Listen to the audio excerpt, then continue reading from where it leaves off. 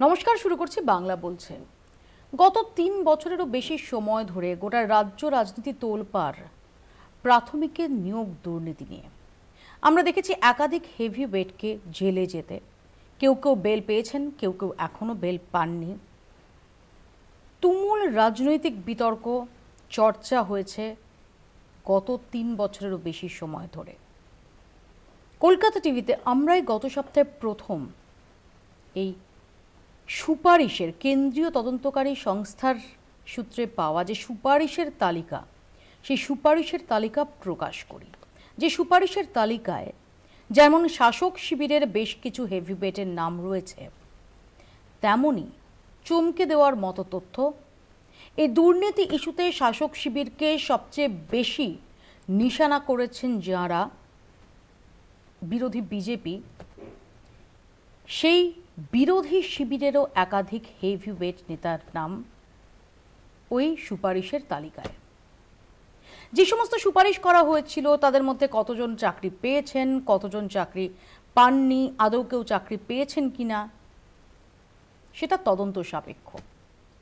কিন্তু এই নিয়োগ নিয়ে, প্রাথমিকে নিয়োগ নিয়ে যে দুই শিবিরের হেভিওয়েটের, একাধিক হেভিওয়েটের পক্ষ থেকেই লম্বা সুপারিশের ফিরিস্তি গিয়েছিল, তা প্রথম এক্সপোজ করি আমরাই, কলকাতা টিভি। আর এরপরই রাজনৈতিক মহলে ঝড়। বিজেপির মধ্যেই এই মুহূর্তে যুযুধান দুই শিবির। এক শিবিরের নিশানায় দলের সেই সমস্ত হেভিওয়েট যাদের সুপারিশের কথা উল্লেখ রয়েছে ওই তালিকায়। দ্বিধাবিভক্ত বিরোধী শিবির, শাসক দলের একাধিক হেভিওয়েটও অস্বস্তিতে। এসব নিয়ে আমরা আলোচনা করব। আমাদের সঙ্গে যারা উপস্থিত রয়েছেন তাদের সঙ্গে পরিচয় করাবো। শুরুতে চোখ রাখবো প্রতিবেদনে। প্রাথমিক নিয়োগ দুর্নীতিতে নয়া চাঞ্চল্য। বিকাশ ভবনে চাকরির সুপারিশ হেভিওয়েটদের। সম্প্রতি সিবিআই আদালতে যে নথি জমা দিয়েছে তাতে 2016 প্রাথমিক নিয়োগ দুর্নীতিতে রাজ্যের হেভিওয়েট নেতাদের সুপারিশের একটি তালিকা যুক্ত করেছে কেন্দ্রীয় গোয়েন্দা সংস্থার দাবি। বিকাশ ভবনে তল্লাশি চালিয়ে এই তালিকা সংক্রান্ত নথি হাতে এসেছিল তদন্তকারী আধিকারিকদের। তালিকায় রয়েছেন বিরোধী দলনেতা শুভেন্দু অধিকারীর ভাই দীপেন্দু অধিকারী, বিজেপি নেত্রী ভারতী ঘোষ, মিহির গোস্বামী। এছাড়াও রয়েছেন সাংসদ মমতাবালা ঠাকুর, বিধায়ক শওকত মোল্লা, প্রাক্তন মন্ত্রী শ্যামল সাঁতরা, রবীন্দ্রনাথ বিশ্বাস, গুলশান মল্লিক, রাজ চক্রবর্তীর নাম। আদালতে জমা দেওয়া সেই তালিকায় দেখা গিয়েছে এর মধ্যে সর্বাধিক সুপারিশ এসেছিল বাঁকুড়া থেকে মন্ত্রী হওয়া তৃণমূল নেতা শ্যামল সাঁতরার তরফে। 22 জনের নাম সুপারিশ করেছিলেন। দিব্যেন্দু অধিকারী 11 জনের নাম সুপারিশ করেছিলেন, আবার ভারতী ঘোষ 4 জনের নাম সুপারিশ করেছিলেন। সুপারিশের ভিত্তিতে কতজনের চাকরি হয়েছিল বা আদৌ কারো চাকরি হয়েছিল কিনা সে বিষয়ে এখনো কোনো তথ্য আসেনি কলকাতা টিভির হাতে। এরই মধ্যে বিজেপির সাধারণ সম্পাদক জগন্নাথ চট্টোপাধ্যায় সেই তালিকা ফেসবুকে পোস্ট করে এই দুর্নীতিতে কেউ ছাড় পাবে না বলে মন্তব্য করায় দলের অন্দরেই বিতর্কের সূত্রপাত। ক্ষুব্ধ শুভেন্দু অধিকারী শিবিরের নেতারা জগন্নাথের পোস্টে বিরোধিতা করে দিল্লির দ্বারস্থ হয়। পরে সেই পোস্ট সমাজ মাধ্যম থেকে মুছে ফেলতে বাধ্য হন বিজেপির সাধারণ সম্পাদক। স্বাভাবিকভাবেই সিবিআই এর তালিকা যে শাসক বিরোধীর বিড়ম্বনা বাড়িয়েছে তা বলার অপেক্ষা রাখে না। কলকাতা টিভি।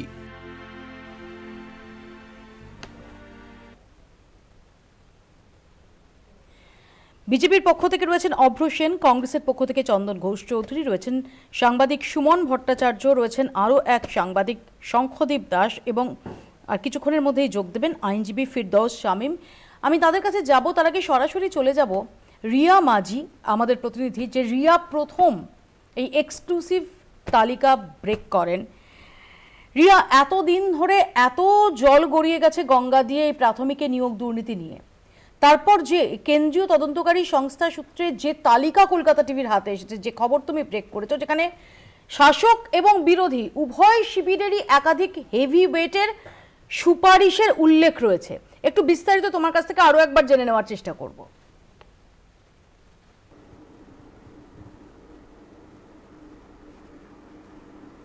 একদমই মৌপিয়াদি, আমরা দেখেছি নিয়োগ দুর্নীতি মামলা নিয়ে দীর্ঘদিন ধরে এই যে তদন্ত প্রক্রিয়া সেটা এগিয়ে যাচ্ছে এবং গত কয়েকদিন আগে যে আমরা তালিকা একদম এক্সক্লুসিভলি কলকাতা টিভির পর্দায় দেখিয়েছি আমাদের দর্শকদের, সেই তালিকা আজও আমার হাতে রয়েছে এবং সেই তালিকায় কিন্তু একাধিক হেভি ওয়েটের নাম রয়েছে। যেমনটা তুমি বললে একদমই সেটা তৃণমূল কংগ্রেসের এই মুহূর্তে যারা রয়েছে এই দলেতেও রয়েছে এবং বিজেপিতেও অনেকে রয়েছে, তৎকালীন যারা তৃণমূল কংগ্রেসে ছিল।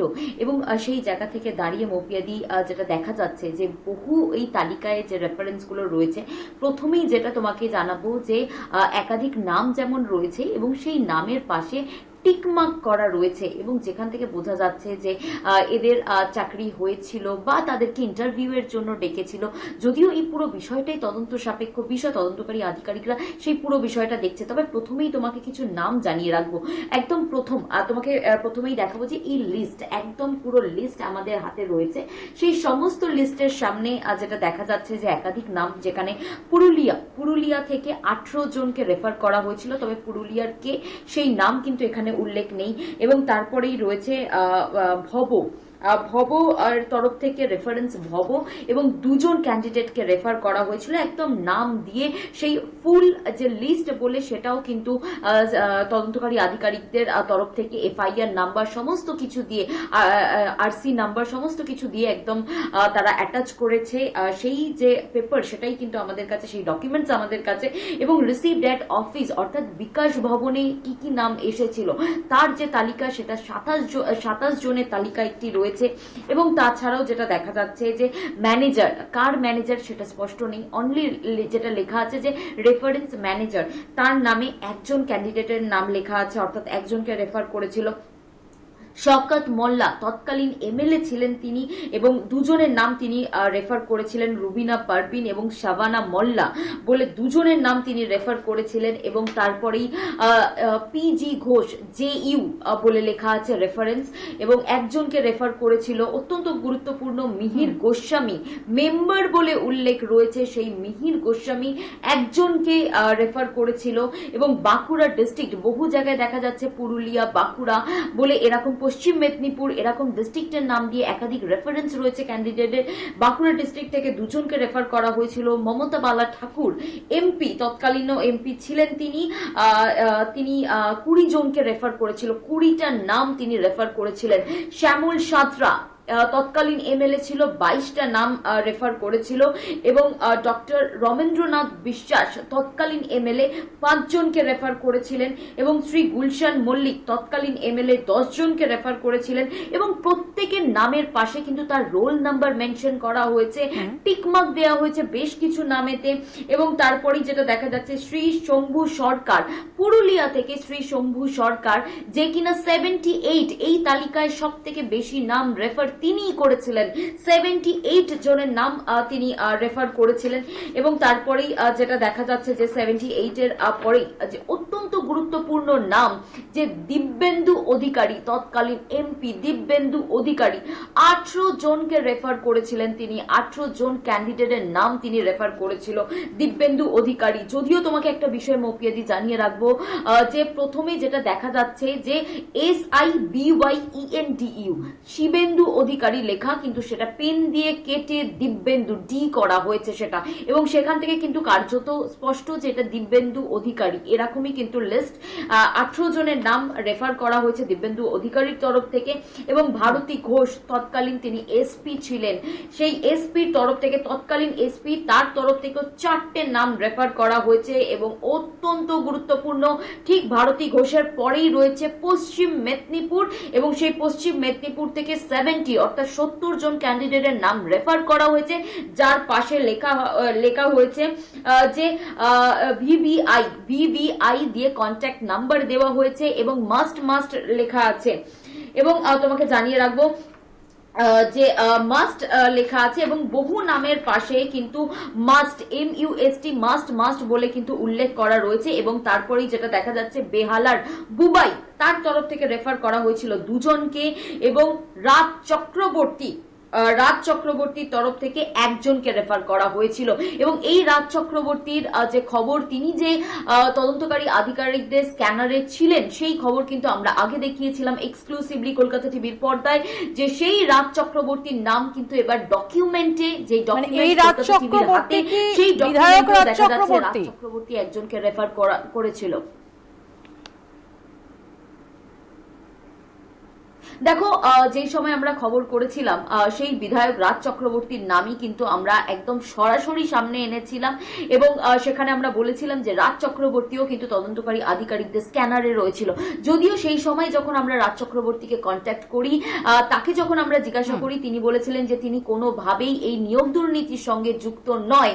যদিও এই যে ডকুমেন্ট, সেখানে শুধুমাত্র শ্রী রাজ চক্রবর্তীর রেফারেন্স একজন ক্যান্ডিডেটের নামই দেওয়া রয়েছে, সেখানে কিন্তু কোথাও মেনশন করা নেই যে তিনি ডিরেক্টর রাজ চক্রবর্তী বা বিধায়ক রাজ চক্রবর্তী, এই বিষয়টা কিন্তু মেনশন করা নেই। যদিও এটা তৎকালীন, সেই তৎকালে কিন্তু রাজ চক্রবর্তী তখন কিন্তু কোনো এমএলএ তিনি ছিলেন না, কোনো পদে ছিলেন না, তিনি শুধুমাত্র ডিরেক্টরই ছিলেন, কিন্তু সেই বিষয়টাও কিন্তু এখানে মেনশন করা নেই। এবং তোমাকে জানিয়ে রাখবো মৌপিয়াদি, যে এই যে তালিকা, সেই তালিকা কিন্তু আমরা শুধুমাত্র নিজে থেকে বলছি এমনটাই কিন্তু নয় মৌপিয়াদি, আমাদের কাছে পুরো ডকুমেন্টস রয়েছে। আমি যেটা বারবার যে ডকুমেন্টস দেখাচ্ছি প্রথম দিন থেকে, এই ডকুমেন্টস হাতে নিয়েই কিন্তু আমরা এই সমস্ত নাম সামনে এনেছি। একাধিক নামের পাশে টিক মার্ক করা রয়েছে। তবে যেটা একেবারে রিয়া, এবং এই খবর এক্সক্লুসিভলি কলকাতা টিভি করার পর যে কতটা ঝড় উঠেছে রাজনৈতিক মহলে, সেটা আমরা প্রত্যক্ষ করতে পারছি। রিয়া, তোমায় আপাতত ধন্যবাদ। এবং তাই নিয়ে আমাদের আজকের আলোচনা, আমি প্রথমে অব্রর কাছেই আসবো। অব্র, আবারও বলছি যে সুপারিশগুলো হয়েছে তাদের মধ্যে কতজন চাকরি পেয়েছেন কি পাননি সেটা তদন্ত সাপেক্ষ, কিন্তু যে নামগুলো আসছে, প্রথমত তোমার কাছেই শুরুতে আসছি, কারণ নিয়োগ দুর্নীতি নিয়ে শাসক দল তৃণমূল কংগ্রেস গত 3 বছর ধরে জেরবার। তৃণমূল কংগ্রেসের একাধিক হেভিওয়েট নেতা, তাদের বিরুদ্ধে অভিযোগ উঠেছে, তারা গ্রেফতার হয়েছেন, এটা নতুন কিছু নয়। কিন্তু চমকে দেওয়ার মতো যে তথ্য, যে সুপারিশের তালিকা গিয়েছিল, সেই তালিকায় এমন কিছু সুপারিশকারীর নাম দেখা যাচ্ছে যারা সবচেয়ে বেশি সরব হয়েছে যে দল, বিজেপি, প্রথম থেকে সে বিজেপির পদাধিকারী। আপনি কি প্রশ্ন করতে চাইছেন বলুন আমাকে, আমি তাহলে প্রশ্নের উত্তর দেব। এটা তোমাদের জন্য এই মুহূর্তে এম্বারাসিং নয়? না, এম্বারাসমেন্টের কি আছে? একটা তদন্ত চলছে, কেন্দ্রীয় তদন্তকারী সংস্থা সেটা তদন্ত করছে, যা ডকুমেন্ট বা যা তথ্য তাদের সামনে আসছে সেটা তারা কোর্টের সামনে পেশ করছে। এটাতে এম্বারাসমেন্টের কি আছে? তদন্ত ইজ ইন প্রগ্রেস।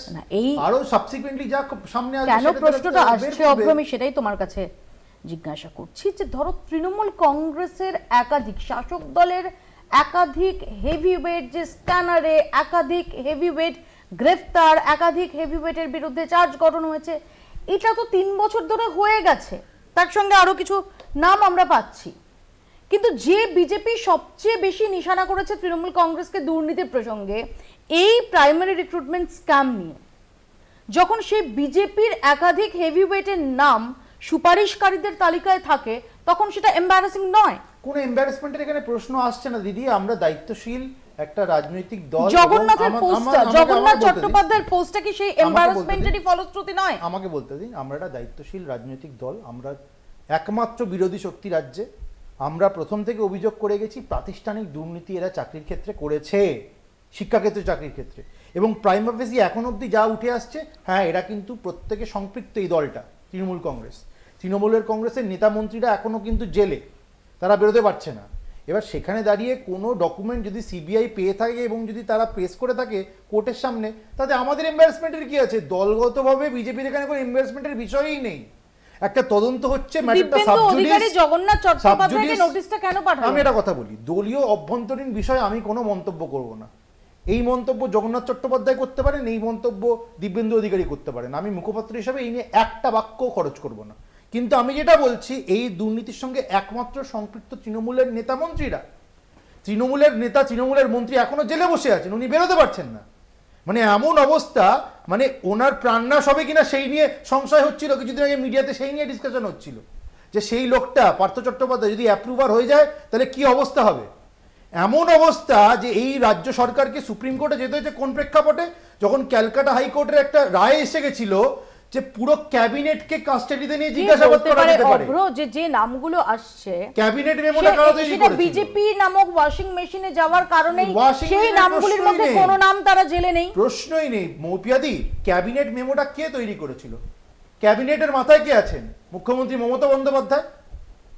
আর আপনি কার নাম দেখাচ্ছেন এই সুপারিশ, সেটা ইম্যাটেরিয়াল। এখানে বিষয়টা হচ্ছে যেখানে নিজে সিএম ক্যাবিনেট মেমো হয়েছে দিদি, সেটা হাইলাইট করুন। ক্যাবিনেটের মাথায় মুখ্যমন্ত্রী মমতা বন্দ্যোপাধ্যায় এবং ক্যালকাটা হাইকোর্টের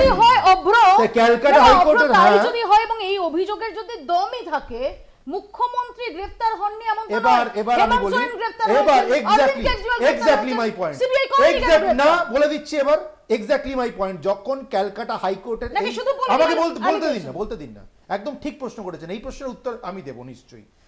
যখন ক্যালকাটা হাইকোর্ট এই রায় দেয় যে পুরো ক্যাবিনেটকে কাস্টাডিতে নিয়ে ইন্টারোগেট করতে পারবে, কারণ তারা ক্যাবিনেট মেমো দিয়ে সুপার নিউমারারি পোস্ট করেছিল আউট অফ দ্য ওয়ে গিয়ে লোকজনকে চাকরিতে রেখে দেবে বলে, সেই সময় কিন্তু রাজ্য সরকার দৌড়াতে লাফাতে সুপ্রিম কোর্টে গেছে। কেন?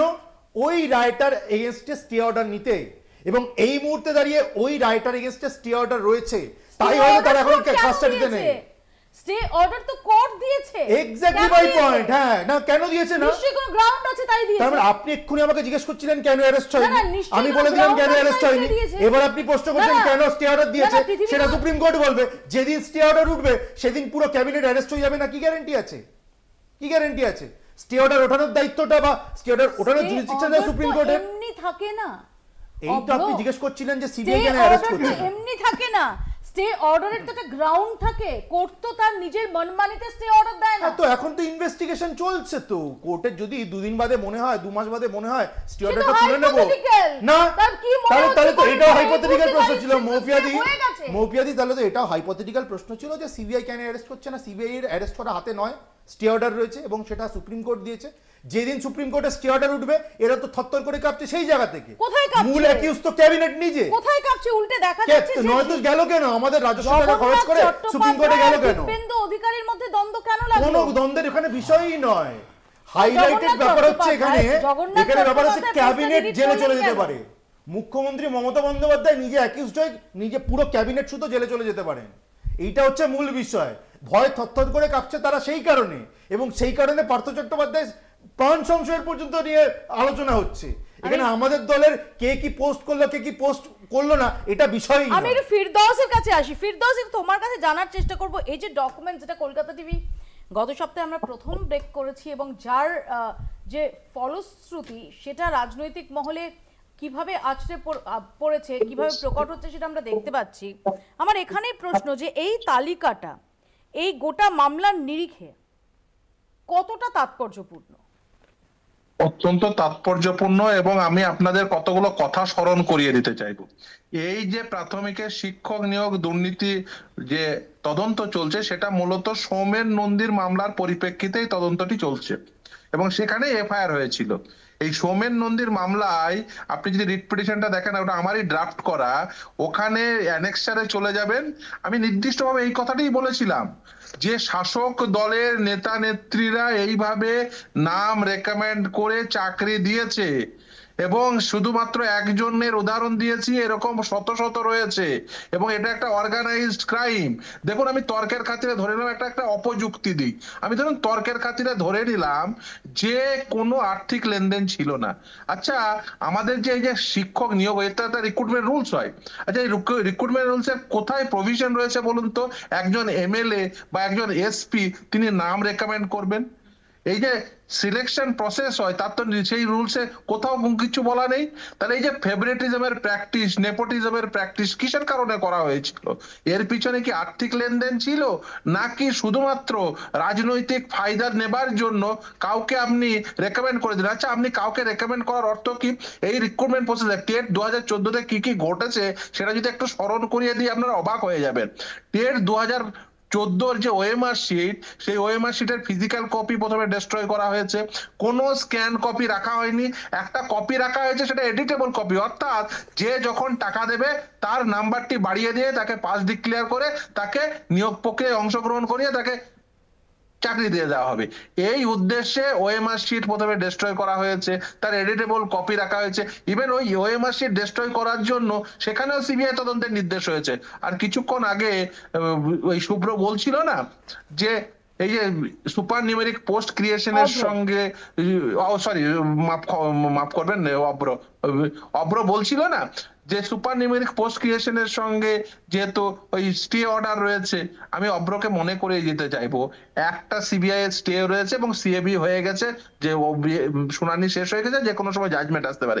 এছাড়াও আমারই একাধিক অন্ততপক্ষে মানে হাফ ডজনের উপর মামলা রয়েছে সিবিআই তদন্তের, যেখানে মমতা বন্দ্যোপাধ্যায়কে আজকেই সিবিআই ডাকতে পারে, কিন্তু ডাকে না। কেন ডাকে না সেটা অভ্রই ভালো বলতে পারবে। এবার বলি যে এই যে ধরুন মানিক ভট্টাচার্যের ক্ষেত্রে আপনাদের স্মরণ করিয়ে দিতে চাইবো, সুপ্রিম কোর্ট সিবিআই তদন্তে যে তাকে অ্যারেস্ট করতে পারবে না বলে সুপ্রিম কোর্ট নির্দেশ দেওয়ার পরেও মানিক ভট্টাচার্যকে প্রথম কে গ্রেপ্তার করেছিল জানেন? ইডি। যদি গ্রেপ্তার করার ইচ্ছা থাকে এবং যদি মনে হয় যে না সত্যি সংশ্লিষ্ট রয়েছেন, তাহলে গ্রেপ্তার করা যায়। এখন প্রশ্ন হচ্ছে যে সিবিআই এর আদৌ সেই সদিচ্ছা রয়েছে? এবং এই সুপার নিউমেরিক পোস্ট শুধু কেন, এই যে ধরুন 5 সদস্যের কমিটি তৈরি করা, সেই 5 সদস্যের কমিটি ইললিগাল ওয়েতে তৈরি করেছে এবং সেই নির্দেশ কে দিয়েছিল? আপনি এক্ষুনি ইউটিউবে চলে যান, ইউটিউবে আপনি সেই ভিডিও পেয়ে যাবেন যেখানে মমতা বন্দ্যোপাধ্যায় পার্থ চট্টোপাধ্যায়কে বলছে তুই এই একটা কমিটি তৈরি করে দিবি। সেই 5 সদস্যের ইললিগাল কমিটি তৈরি করার জন্য পার্থ চট্টোপাধ্যায় জেলে। একটা ছোট্ট বিরতি নিচ্ছি, বিরতির পর ফিরছি, দেখতে থাকুন বাংলা বলছে। শুরুতে যেটা বলছিলাম যে আমরা গত সপ্তাহে প্রথম প্রকাশ্যে আনি সিবিআই এর তালিকা, যে তালিকাতে নেতা মন্ত্রীদের পাশাপাশি বেশ কিছু রহস্যজনক সুপারিশ ছিল, আর তারপরে শুরু হয়েছে রাজনৈতিক বিতর্ক। দেখুন, সিবিআই বা সেন্ট্রাল এজেন্সি তারা এই ডকুমেন্টস, একাধিক ডকুমেন্টস বিকাশ ভবনে যখন তারা তল্লাশি অভিযানের জন্য যায়, সেই কোনো এক ডিপার্টমেন্ট থেকে এই একাধিক ডকুমেন্টস তারা বাজেয়াপ্ত করে এবং সেই বাজেয়াপ্ত ডকুমেন্টস থেকেই কিন্তু এই একাধিক প্রভাবশালীদের নাম, যারা তৎকালীন এমপি এমএলএ, যারা এই মুহূর্তে বিজেপিতেও রয়েছে, এরকম বহু ব্যক্তির নাম কিন্তু এই ডকুমেন্টসে রয়েছে। যদি প্রাথমিক নিয়োগ দুর্নীতিতে সিবিআই এর তালিকা ঘিরে শোরগোল, যে তালিকা প্রথম প্রকাশ্যে আনে কলকাতা টিভি। বিকাশ ভবন থেকে পাওয়া তালিকায় একগুচ্ছ সুপারিশ, নেতা মন্ত্রীদের নামের পাশাপাশি রয়েছে আরও কিছু রহস্যজনক সুপারিশ, যার কোনো উত্তর মেলেনি এখনো। সুপারিশ পুরুলিয়া, তালিকায় নাম 18 চাকরি প্রার্থীর। সুপারিশ ভব, তালিকায় নাম 2 চাকরি প্রার্থীর। সুপারিশ অফিসের গৃহীত নাম, তালিকায় 27 চাকরি প্রার্থীর নাম। ম্যানেজার 1, তালিকায় নাম 1 চাকরি প্রার্থীর। পি ঘোষ JU, তালিকায় নাম 1 চাকরি প্রার্থীর। বাঁকুড়া, তালিকায় নাম 2 চাকরি প্রার্থীর। শম্ভু সরকার পুরুলিয়া, তালিকায় নাম 78 চাকরি প্রার্থীর। পশ্চিম মেদিনীপুর, তালিকায় নাম 70 চাকরি প্রার্থীর। বুবাই বেহালা, তালিকায় নাম 2 চাকরি প্রার্থীর। নামি অনামি বহু সুপারিশ শিক্ষা দপ্তরে, যার তালিকা রাজনৈতিক ডামাডোল তৈরি করেছে বাংলায়, বিশেষত গোষ্ঠী কোন্দলে জর্জরিত বিজেপিতে। ফলে জগন্নাথ চট্টোপাধ্যায় যখন কোনো সোশ্যাল মিডিয়ায় পোস্ট করে, স্বাভাবিকভাবে সেটার গুরুত্ব অনেক গুণ বেড়ে যায়। এমনিতেই বিজেপির একটা কোন্দল চলছে, সুকান্ত মজুমদার বলছে শুভেন্দুর বিরুদ্ধে, শুভেন্দু বলছে আরেকজনের বিরুদ্ধে। সেখানে নতুনভাবে অবতীর্ণ হলেন জেনারেল সেক্রেটারি, যারা সাধারণত এই ধরনের পোস্ট করতে পারেন না। সোশ্যাল মিডিয়ায় পোস্ট করে কার্যত জগন্নাথ চ্যাটার্জি বলতে চেয়েছেন যে শুভেন্দুর ভাই বলে কোনো ক্ষমা নেই। নিয়োগ দুর্নীতির জাল যে বহুদূর ছড়ানো তা আগেই জানিয়েছে তদন্তকারী সংস্থা, কিন্তু তালিকা প্রকাশের পর তৈরি হওয়া রাজনৈতিক অস্থিরতা ক্রমাগত চাপ বাড়াচ্ছে দুই শিবিরে। কলকাতা টিভি।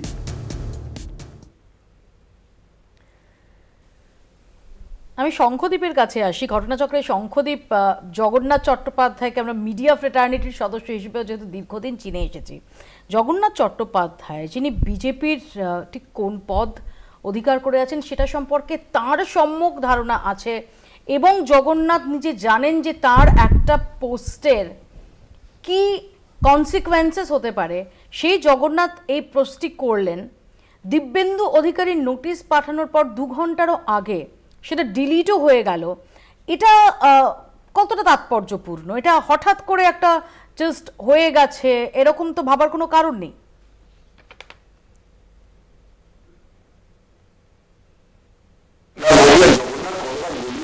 ভেবে চিন্তে এই পোস্ট করেছিলেন। আমি তো জগন্নাথের মনের মধ্যে ডুব দিয়ে জানার আমার কোনো সুযোগ নেই। তবে আমার যেটা মনে হয়েছে যে জগন্নাথ হয়তো লিস্টটা দেখেই, এবং যেখানে প্রচুর অনামী লোকের নাম রয়েছে দেখেই জগন্নাথ হয়তো একটা ওই দুর্নীতির প্রশ্নে একটা টুইট করেছে, যেখানে মানে সবাই মানে সেখানে কোনো ফারাক নেই, মানে পলিটিক্যাল লিডার আর অন্য কারোর নাম তো সব মিলেমিশে গেছে। তো দিব্যেন্দু নামটাও ছিল, স্বাভাবিকভাবে দিব্যেন্দুর গায়ে লেগেছে।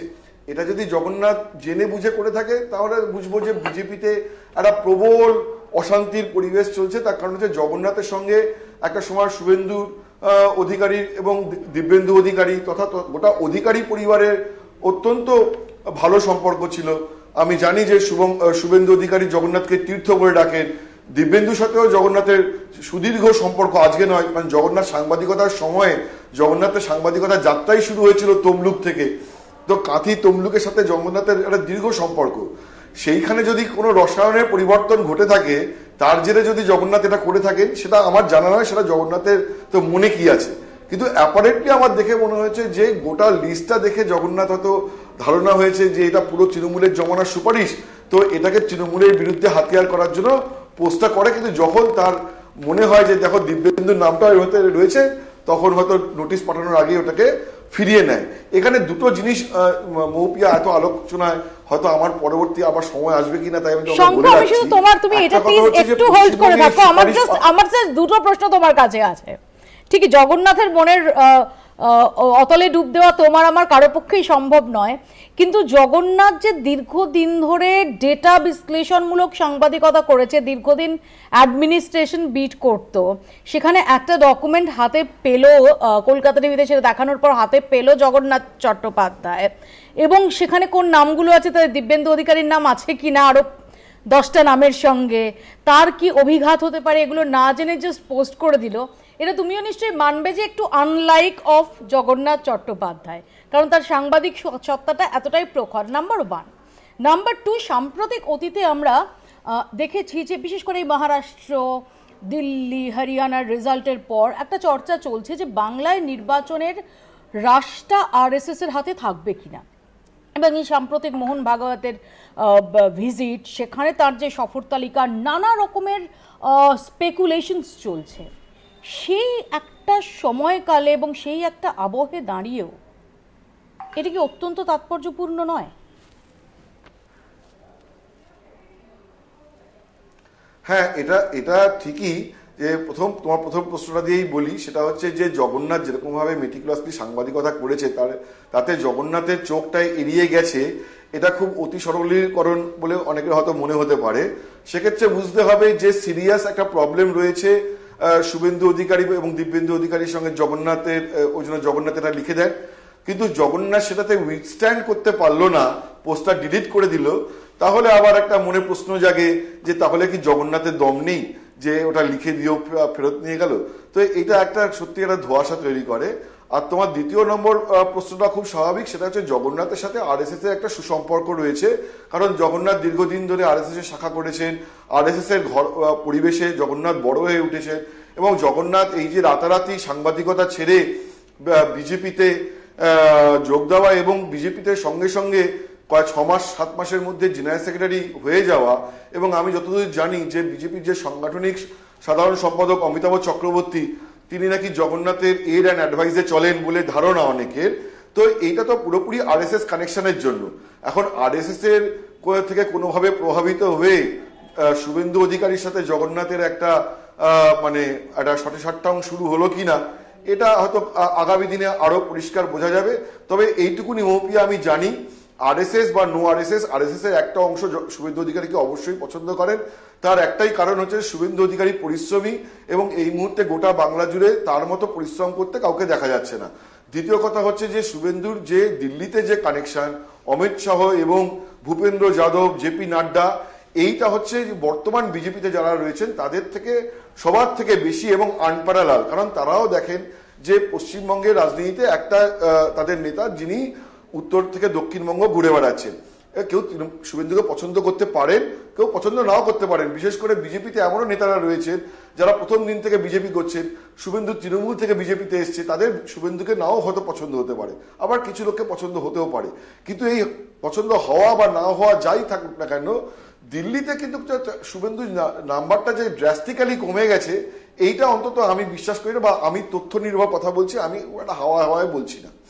আর একটা জিনিস আমি মৌপিয়া এখানে ছুঁয়ে যেতে চাই, যেটা এর আগে আলোচনা হয়েছে, যে পশ্চিমবঙ্গে এই সুপারিশের সংস্কৃতি কিন্তু তৃণমূল জমানায় শুরু হয়নি।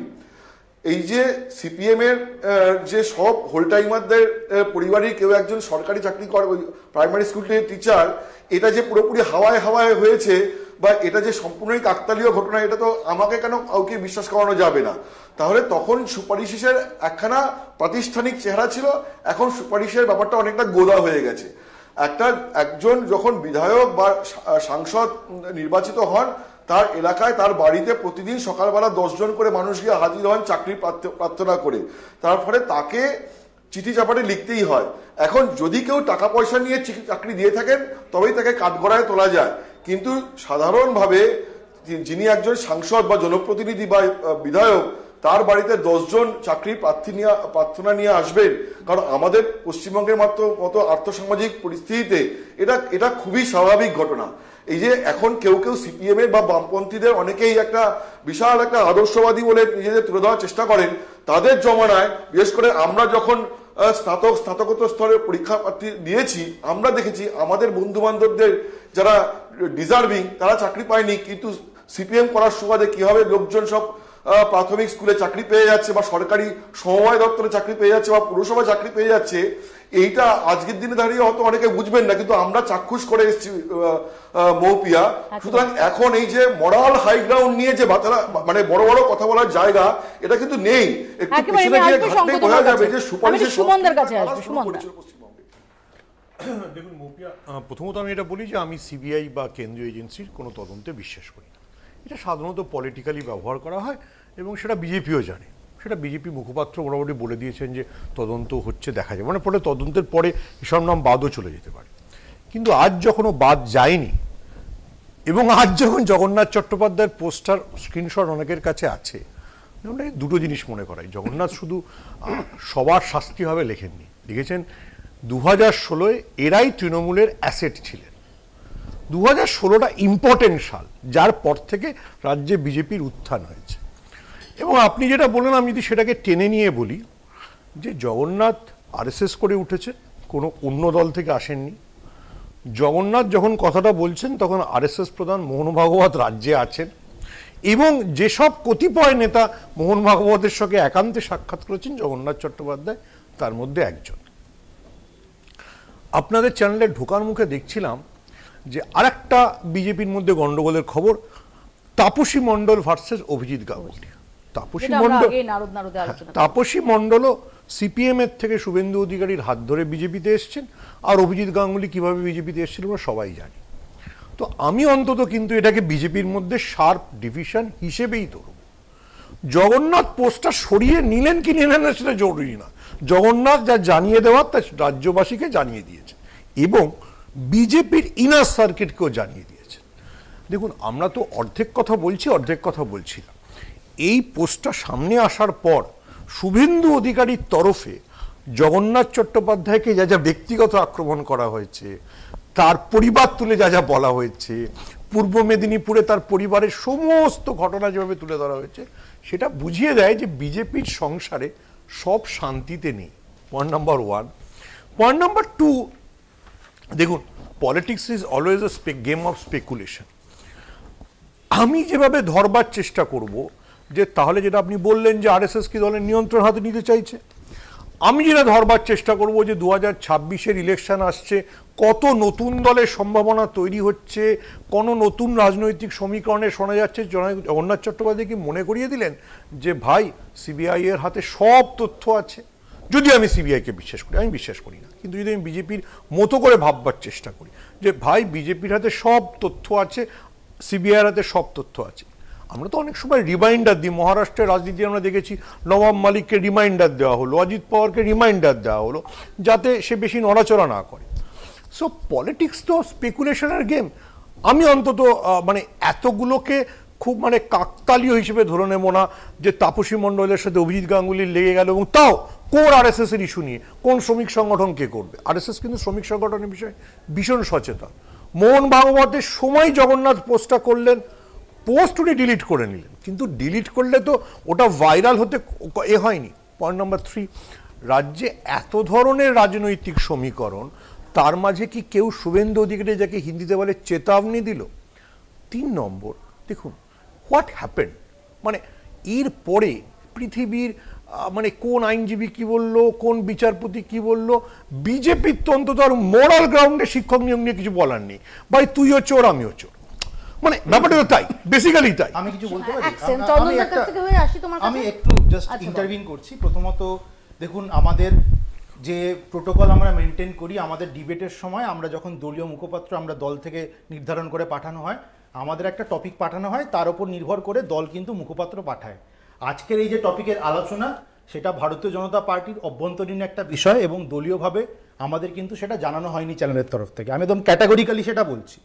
যদি জানানো হতো তাহলে আমাদের বক্তব্য আলাদা কিছু হতো না, কিন্তু যেহেতু আমাদেরকে জানানো হয়নি, টপিক অফ ডিসকাশন আমাদেরকে অন্য জানানো হয়েছিল, এবং এসে তারপর দেখতে পাচ্ছি যে আমাদেরকে আমাদের দলকে জাস্ট ভিলিফাই করা হচ্ছে, এবং আমাদের দলীয় অভ্যন্তরীণ বিষয় নিয়ে একটা কাটা ছেঁড়া বিশ্লেষণ, যেটা আমাদের অভ্যন্তরীণ ব্যাপার, সেটা নিয়ে প্রথমত বলি অভ্র, হয়তো আপনাকে আমি যথেষ্ট রেসপেক্ট করি, আমি এটা প্রতিবাদ জানাচ্ছি।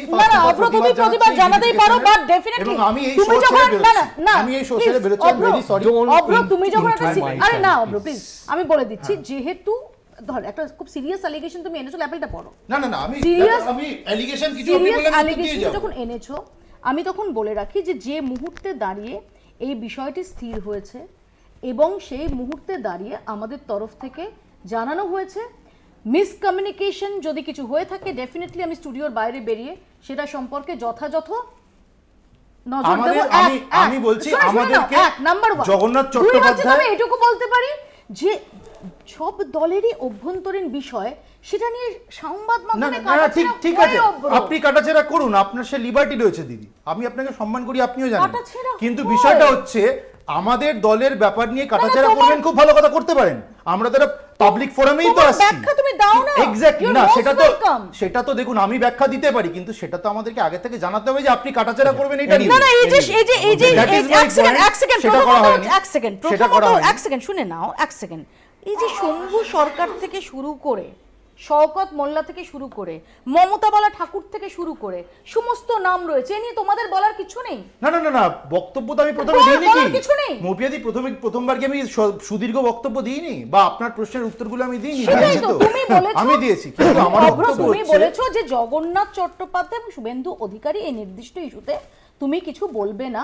আই টোটালি রেসপেক্ট দ্যাট, কিন্তু এট দ্য সেম টাইম আমি টোটালি রেসপেক্ট দ্যাট, সেটা আপনি আমাকে সেটা, এবং তুমি আমি সেটা অস্বীকার করছি না, আমি সেটা ডেফিনেটলি তুমি ইনসিস্ট অস্বীকার করছি না মৌপিয়া, কিন্তু আমি বলছি দলীয় প্রতিনিধি হিসেবে যখন আমরা আসি, ধরুন দাদা এসেছেন একজন বিশ্লেষক হিসেবে, বাকিটা একজন বিশ্লেষক, আমি বা চন্দনদা আমরা কিন্তু দলীয় প্রতিনিধি, আমি তোমার অ্যাজ পার প্রটোকল দলকে কিন্তু জানাতে হয়, আমার ব্যাপারটা, আমার বক্তব্যটা বুঝুন, তোমার যে পজিশন সেটাকে সম্পূর্ণ তো অ্যাপ্রিশিয়েট। এক সেকেন্ড সুমন দা, আমি যখন কথা বলছি আমাকে কথা বলতে দিতে হবে, এটা আমার সংবাদ মাধ্যমের সঙ্গে অব্রর একটা যখন আলোচনা হচ্ছে, সেখানে প্লিজ আপনি জাস্ট একজন স্পিকার, আপনি প্লিজ একটু ধৈর্য ধরুন।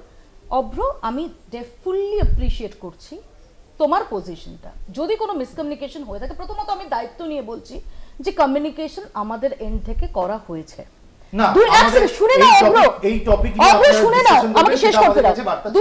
কোথাও যদি মিসকমিউনিকেশন হয়ে থাকে তার ডেফিনেটলি আমি রেসপন্সিবিলিটি নেব, and I will look into it. যদি কোনো এন্ড মিসকমিউনিকেশন হয়ে থাকে, I will take owners of it. দুই হচ্ছে টোটালি অ্যাপ্রিশিয়েট যে তুমি এই বিষয়টা পার্টিকুলারলি জগন্নাথ এবং শুভেন্দু অধিকারীর বিষয়টা নিয়ে তুমি, আমি সেটাতেও তোমাকে অ্যাপ্রিশিয়েট করছি, আমি সেটা আপনাকে বলিনি, না তুমি বাকি যেটা তোমার বক্তব্য তুমি বলো। আমি পরিষ্কার বলছি, দেখুন মদন মিত্র কিছুদিন আগে দলে পদ পাওয়ার জন্য পয়সা দিতে হয় এই বক্তব্য বলেছেন, তখন আপনার নজরে সেটা আসেনি।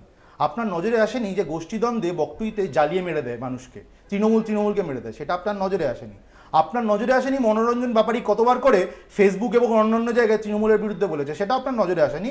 কিন্তু আপনি কোনো দলের দালালি আমি তো বলতে পারি না, কোনো দলের দিকে ঝুঁকে গিয়ে একটা ভিলিফিকেশন ক্যাম্পেইন যদি চালানো আপনার ব্যক্তিগত কোনো প্রয়োজন হয় আপনি করতে পারেন, সেটা আমি সেটা নিয়েও কিছু বলছি না। কিন্তু আমি বলছি ঠিক যেমনি আমার প্রশ্ন করার ছিল ফিরদৌসদাকেও, ফিরদৌসদাকে আমি প্রশ্ন করছি, ফিরদৌসদা আপনি তো একজন আইনজীবী যিনি এই কেসটার সঙ্গে সম্পূর্ণভাবে ডিরেক্টলি জড়িত। যখন আপনি বললেন যে ক্যালকাটা হাইকোর্টের রায়, যেটার কথা আমি উল্লেখ করলাম ফিরদৌসদা, যে রায়েতে পরিষ্কার লেখা ছিল যে ক্যাবিনেটকে কাস্টাডিতে নিয়ে জিজ্ঞাসাবাদ করা যাবে। ফিরদৌস আমাকে শেষ করতে দিন, এটা আপনি জানেন, সেটার নিরিখে স্টে অর্ডার রয়েছে। এই মামলার আইনজীবী হিসাবে জড়িত আপনি নিজে, আপনি কি সুপ্রিম কোর্টে কোনো আর্জি দায়ের করেছেন যে স্টে অর্ডারটা উঠুক? আপনার উত্তর হচ্ছে না, কারণ আপনি কোনো আর্জি দায়ের করেননি। আপনি ঘুরিয়ে কি কথা বলে দিলেন? আপনি আমি শেষ করছি, আপনি ঘুরিয়ে বলে দিলেন আরো 5টা মামলা আছে। ফিরদৌস আপনি ঘুরিয়ে কি বললেন? আপনি নিজের মানে কোলে কিন্তু ঝোলটা টানলেন না, যেখানে আপনি ডিরেক্ট আপনার লোকাল স্ট্যান্ডেই ছিল, আপনি সেটা করেননি। আপনি সেটা না বলে বললেন আর 5টা মামলা আছে, ওগুলোতে তো ডাকতে পারে। আরে বাবা, যদি কাস্টাডিতে নেবে বলেছে সেইটা বলছেন না, না না না না না না না ভুল বলছেন না, কোনো ভুল কথা বলি। সেই মামলা শুনানি শেষ হয়েছে এবং সেই মামলা সিএবি করেছে। দ্বিতীয় হচ্ছে যে আমি বলেছি যে এই রাজ্যে একটাই সিবিআই তদন্তের নির্দেশ হয়েছে তা নয়, এই রাজ্যে ডজন খানেক মামলায় সিবিআই তদন্ত হয়েছে, তার মধ্যে মোর দেন হাফ ডজনের মামলায় আমি আইনজীবী। আমি বলছি যেটাতে ক্যাটাগরিক্যাল অর্ডারে লেখা ছিল সেটা নিয়ে আপনার কোনো বক্তব্য নেই। এইটা হচ্ছে এটা সঠিক সত্য নয়। আপনি যে যদি ধরুন আজকে সিবিআই চায় যে মমতা বন্দ্যোপাধ্যায়কে গ্রেফতার করব, আমি বলছি আমার চেম্বারে পাঠিয়ে দিন, আমি মামলা দিয়ে দেব সিবিআই কে, মমতা বন্দ্যোপাধ্যায়কে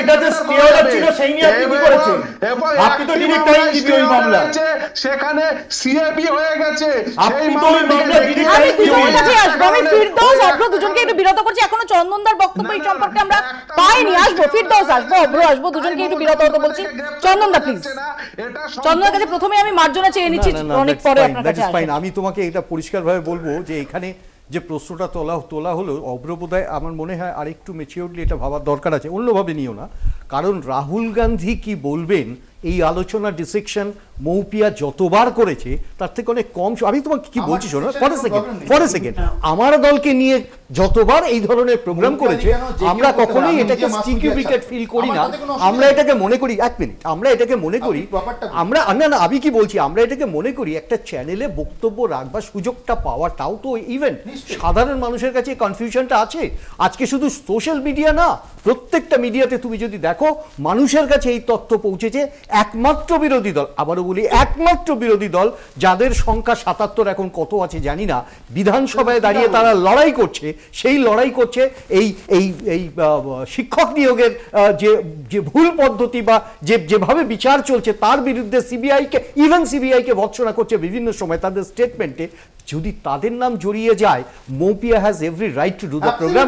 আমাদের সে প্রোগ্রামে বাধ্যতামূলক, শোনো ফর এ সেকেন্ড, আমাদের এই প্রোগ্রামে বাধ্যতামূলক অ্যাটেন্ডেন্স থাকা উচিত। কারণ আমি আবারও বলছি, আমি প্রোগ্রামটা জানলাম কি জানলাম, আই আন্ডারস্টুড। তোমাকে যখন বারবার বলা হচ্ছে, তুমি আপনি বলেছেন দুজনকে ক্লিয়ার করে দিচ্ছি এবং আমি অভ্রকে বলেছি, অভ্র শোটা শেষ হওয়া অবধি তোমার ধৈর্য ধরতে হবে, কারণ আমি বলেছি যদি মিসকমিউনিকেশন না হয় তাকে I will take the honours. আমি খুব কনফিডেন্টলি বলছি যে কমিউনিকেশন হয়েছে, তাও যদি তোমার কাছে না পৌঁছে থাকে ডেফিনেটলি মিসকমিউনিকেশনের জায়গা কোথায় আই উইল ফাইন্ড আউট। কিন্তু সেটা আমি যখন তোমায় অন এয়ার এই কথাটা বলছি, I am taking full owners of ইট।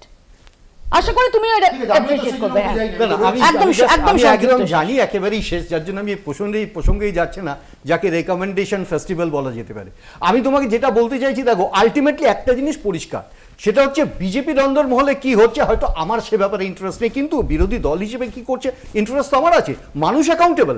আমার ব্যক্তিগতভাবে মনে হচ্ছে এখানে একদম একটা স্প্লিট চলছে, যেটাকে চূড়ান্ত ভাবে আড়াল করবার চেষ্টা এই অবস্থাটা করেছে। আমি তো প্রথম থেকে শেষ অবধি উত্তর দিচ্ছি। আমি বলছি কি নিয়ে প্রশ্ন হবে, কি টপিকে ডিসকাশন, সেটা তো জানার অধিকার আমাদের আছে। আমরা তো এমনি মুখ দেখাতে আসি রাহুল গান্ধীর পাশে কোন চেয়ারটা খালি যে কোনো থাকবে, বিতর্কে আমরা আমি 10 সেকেন্ড বলি। 10 সেকেন্ড বলুন সুমনদা, খুব সংক্ষেপে 10 সেকেন্ড। মদন মিত্রর অভিযোগ, বকটুই সব নিয়ে যখন চ্যানেলে আলোচনা হয় সবাই পার্টিসিপেট করে। আমি বলি, আমি তো আমাদের 10 সেকেন্ড শেষ যে 8 মিনিট আপনি যে কথাটা বললেন তাতে কিন্তু দলের মধ্যে যে বিতর্ক আছে সেটা সামনে চলে এসেছে।